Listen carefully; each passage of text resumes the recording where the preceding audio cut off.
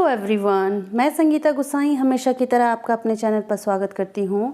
तो आज हम कुछ न्यूमेरिकल सॉल्व करने वाले हैं जो दर्पण सूत्र तथा आवर्धन पर आधारित हैं। शुरू करने से पहले मेक श्योर कि आपने इस चैनल को सब्सक्राइब कर लिया हो, ये एकदम फ्री है। और साथ में जो घंटी का बटन है उसे भी आपने दबा लिया हो ताकि आप जैसे ही इस पर नया वीडियो आए तो आप उससे अपडेट रहें। तो शुरू करते हैं। सूत्र मैंने आपको इससे पहले के वीडियो में आपको समझा दिया है, लेकिन जो आवर्धन मैग्नीफिकेशन है वो आपके लिए नया है। तो प्रतिबिंब का रेखीय आवर्धन किसे कहते हैं? प्रतिबिंब तथा वस्तु की हाइट यानी ऊंचाई या जिसे आप लंबाई भी कह सकते हैं, उनके बीच में अनुपात को ही हम प्रतिबिंब का रेखीय आवर्धन कहते हैं। कहने का सीधी से शब्दों में ये अर्थ है कि प्रतिबिंब यानी कि जो इमेज बनी है दर्पण पर वो वस्तु से कितनी बड़ी है, बड़ी यानी कि साइज में, या फिर कितनी छोटी है, वही अनुपात को हम उसी अनुपात को प्रतिबिंब का आवर्धन कहते हैं और जिसे हम स्मॉल m से दर्शाते हैं और जिसका सूत्र भी हम लिख सकते हैं यहाँ पर m equal to h dash upon h equal to minus v upon u। ये सूत्र हम तब इस्तेमाल करते हैं जब हम दर्पण के लिए आवर्धन क्षमता जो है वो उसकी गणना करेंगे। लेकिन यदि यही सूत्र लेंस के लिए पूछा जाए तो हम m equal to h dash upon h equal to v upon u, सिर्फ आप देख रहे हो सिर्फ यहाँ पे माइनस का अंतर है। दर्पण के लिए माइनस v है जबकि लेंस के लिए प्लस v है। जहाँ पर h डैश प्रतिबिंब की ऊंचाई यानी हाइट ऑफ इमेज, h वस्तु की ऊंचाई यानी हाइट ऑफ ऑब्जेक्ट, v यहाँ पर दर्पण से प्रतिबिंब तक की दूरी और u दर्पण से वस्तु तक की दूरी। यहाँ पर मैं आपको बताना चाहूँगी कि आवर्धन की कोई SI यूनिट नहीं होती है, क्योंकि आप देख रहे हो कि m equal to h dash upon h, अगर ये दोनों मीटर में होंगी तो आपस में कट जाती हैं, तो इसलिए इसकी कोई राशि नहीं होती। ये पहला एग्जाम्पल है हमारे पास 7 सेंटीमीटर साइज का कोई बिंब, तो ये h हो गया, h इक्वल टू 7 सेंटीमीटर और 18 सेंटीमीटर फोकस दूरी के किसी अवतल दर्पण के सामने 18 सेंटीमीटर फोकस दूरी हो गई f, सामने 27 सेंटीमीटर दूरी पर रखा गया है, 27 सेंटीमीटर हो गया u। दर्पण से कितनी दूरी पर किसी पर्दे को रखें कि उस पर वस्तु का स्पष्ट प्रतिबिंब प्राप्त किया जा सके, तो हमें ज्ञात करना है v। प्रतिबिंब का साइज हमें ज्ञात करना है h डैश और प्रकृति मतलब वो छोटा है या बड़ा है या आभासी है या फिर वास्तविक है। तो ये तो हमारा था प्रश्न। किसी भी प्रश्न का उत्तर देने के लिए उसके प्रश्न को भली भांति समझना बहुत बहुत ज़रूरी है, तो ये सब आपको समझना होगा। तो मैंने फटाफट यहाँ पर अवतल दर्पण का चित्र बना लिया है। ध्यान रखिएगा, आपको ये बनाने की ज़रूरत नहीं, लेकिन आपको कॉन्सेप्ट क्लियर करने के लिए मैंने ये बनाया है। तो अवतल दर्पण के सामने ये वस्तु रखी है। फिर से मैं याद दिलाना चाहती हूँ कि दर्पण के दाईं ओर जो भी राशि आएगी वो धनात्मक होगी और बाईं ओर जो आएगी वो ऋणात्मक होगी। इसी तरह से मुख्य अक्ष के ऊपर जो सीधी खड़ी वस्तु है या प्रतिबिंब है, यदि वो आता है, अगर वो सीधा खड़ा है तो वो धनात्मक होगा और प्रतिबिंब अगर उल्टा है तो वो ऋणात्मक होगा। तो सबसे पहले शुरू करने से पहले हम जो राशियां हमें प्रश्न में दी हैं उन्हें समझकर हम लिख लेंगे। तो सबसे पहले हमें वस्तु की हाइट दी थी, ऊंचाई, तो 7 सेंटीमीटर है, क्योंकि वस्तु की हाइट हमेशा जो है वो धनात्मक होगी, याद रखना आप। और फोकस दूरी जो होगी वो आएगी ऋण 18 सेंटीमीटर। अब आप कहेंगे इसे ऋण क्यों लिख दिया? जैसे मैंने बताया, दर्पण से बाईं ओर फोकस दूरी होगी तो वो ऋण में आएगी, या कोई भी राशि होगी वो ऋण में आएगी। तो अवतल दर्पण के लिए फोकस दूरी ऋण में ही आती है, क्योंकि वो दर्पण के सामने होती है। इसी तरह से अवतल दर्पण के लिए या उत्तल दर्पण के लिए, सब के लिए u भी माइनस में आता है और ये -27 इस सवाल के अनुसार है। और हमें ज्ञात क्या क्या करना है? h डैश यानी कि जो प्रतिबिंब की ऊंचाई है ये ज्ञात करनी है और हमें v ज्ञात करना है, दर्पण से प्रतिबिंब तक की दूरी, एवं जो प्रतिबिंब बनता है उसकी प्रकृति क्या है। तो सबसे पहले हम दर्पण सूत्र लिख लेंगे 1/v plus 1/u equal to 1/f। ये आप जब भी प्रैक्टिस करेंगे, आप हर क्वेश्चन में ये लिखें तो आपको इसकी जो है वो आपको लर्न करने की ज़रूरत नहीं होगी, हो जाएगा अपने आप। तो हमें इनमें से क्या क्या ज्ञात करना है, हमें इनमें से v ज्ञात करना है। तो हम 1/v equal to 1/f minus 1/u, ये u दूसरी तरफ चला गया तो माइनस में आ जाएगा। अब हम ये राशियां रख देंगे। ध्यान रखिएगा, आपने जो भी राशि रखनी है वो उसके साइन के साथ रखनी है। तो f माइनस 18 माइनस 1/u, तो u को भी आपने माइनस में रखना है, ये है माइनस 27। तो ये माइनस और माइनस दोनों प्लस हो जाएंगे।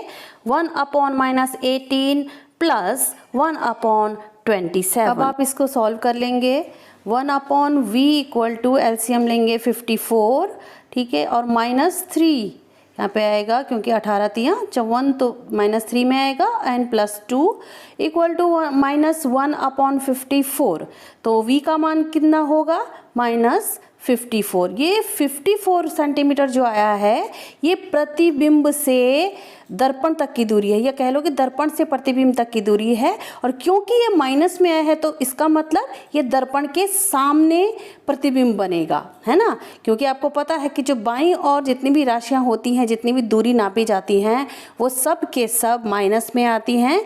तो माइनस साइन जो है वो आपको दर्शाएगा कि दर्पण के बिल्कुल सामने जो है वो प्रतिबिंब बना है। अब इसी प्रश्न में जो हमें दूसरी चीज़ निकालनी है वो निकालनी है जो प्रतिबिंब की ऊंचाई है वो कितनी है। तो उसके लिए हम आवर्धन सूत्र लेंगे। तो पहले हम हर बार की तरह इस सूत्र को लिख लेंगे। जो जो चीज़ें हमें दी हुई हैं वो हम लिख लेंगे। तो हमें h डैश प्राप्त करना है।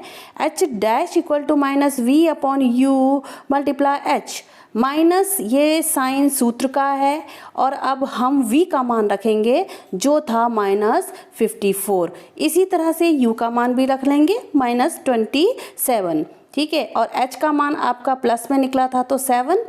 इसी तरह से आप इसको सॉल्व कर लेंगे। सॉल्व करने के बाद आपका आया -2 मल्टीप्लाई 7 यानी कि -14 सेंटीमीटर। इसका मतलब क्या हुआ कि जो प्रतिबिंब है उसकी ऊंचाई -14 सेंटीमीटर है। तो -14 सेंटीमीटर का मतलब ये नहीं कि वो बहुत छोटा है, मतलब ये है माइनस का मतलब कि वो उल्टा होगा। जैसे मैंने आपको पहले भी बताया कि मुख्य अक्ष से नीचे वाली जो राशि है वो क्या होगी, माइनस में होगी। तो अब आप इसका जो है प्रकृति भी बता सकते हैं। तो आप लिखेंगे कि जो प्रतिबिंब की ऊंचाई थी वो 14 सेंटीमीटर है, यानी उसका साइज, और वस्तु की प्रकृति कैसी होगी, उल्टा है तो एक तो उल्टा हो गया, और उल्टा है तो फिर वो वास्तविक होगा, ठीक है। तो इस तरह से आपका ये क्वेश्चन जो है वो सॉल्व हो जाता है। अब हम दूसरा उदाहरण ले लेते हैं उत्तल दर्पण वाला। तो एक गाड़ी में लगे उत्तल दर्पण की वक्रता त्रिज्या 3 मीटर है। 3 मीटर वक्रता त्रिज्या का मतलब हम इससे फोकस दूरी निकालेंगे।